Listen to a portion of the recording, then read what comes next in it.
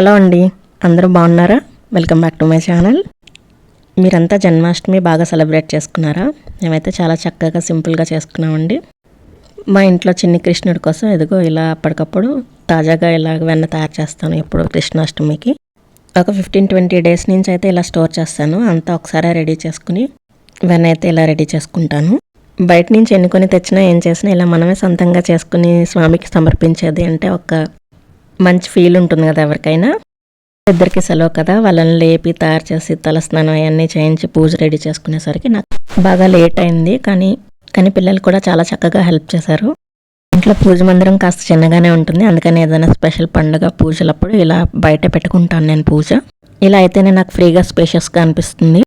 తులసిమాల నేను ఇంట్లో పెంచుకున్న తులసి మొక్క నుంచి తయారు చేసింది. నా మనసుకు నచ్చినట్టుగా ఇలా సింపుల్గా అయితే పూజ చేసుకున్నాము. మీకు ఎలా అనిపించిందో కామెంట్ చేయండి. పూర్తవగానే ఇలా వంట కోసం రెడీ చేసుకున్నాను. పొద్దున్నే బాల్కనీలో పెంచుకుంటున్న తోటకూర ముదిరిపోతుందని చెప్పి కోసి తెచ్చుకున్నాను. ఇలాగా ఇది కూరకు సరిపడినంత లేదు, చాలా కొద్దిగా ఉంది. విడిగా దీంతో ఏం చేయలేను కదా, ఇంకా నేను టమాటా పప్పు చేస్తూ అందులోనే ఈ కూర కూడా వేసేసాను. నేను ఇప్పుడు పప్పు వండేక ముందర పప్పుని చాలాసేపు అయితే నానపెడతాను, దానివల్ల నాకు త్వరగానే అయిపోయింది. అప్పటికే చాలా లేట్ అయింది కదా, ఇంకా నేను ఏ ఫ్రై కోసం అది ఏం రెడీ చేయలేదు.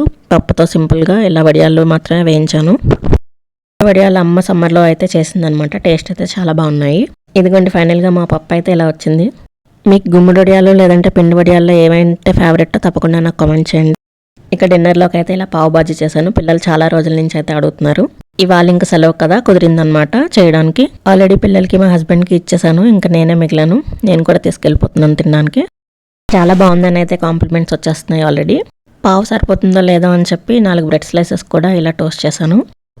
ఇదిగో పిల్లలు ఆల్మోస్ట్ డన్. నచ్చితే లైక్ చేయండి, అలాగే నా ఛానల్ సబ్స్క్రైబ్ చేసుకోవడం మాత్రం మర్చిపోకండి. అలాగే మీ ఇంట్లో కృష్ణాష్టమి ఎలా చేసుకున్నారో తప్పకుండా నాకు కామెంట్ చేయండి.